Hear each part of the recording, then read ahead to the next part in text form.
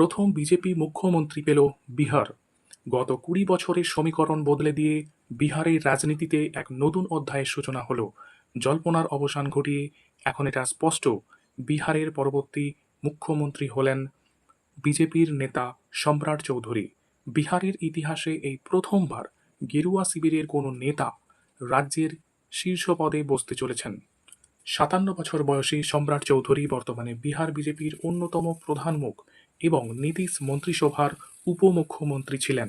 তার নির্বাচনের পিছনে রয়েছে বড়সড় রাজনৈতিক অঙ্ক। সম্রাট চৌধুরী কুশওয়াহা সম্প্রদায়ের প্রতিনিধি।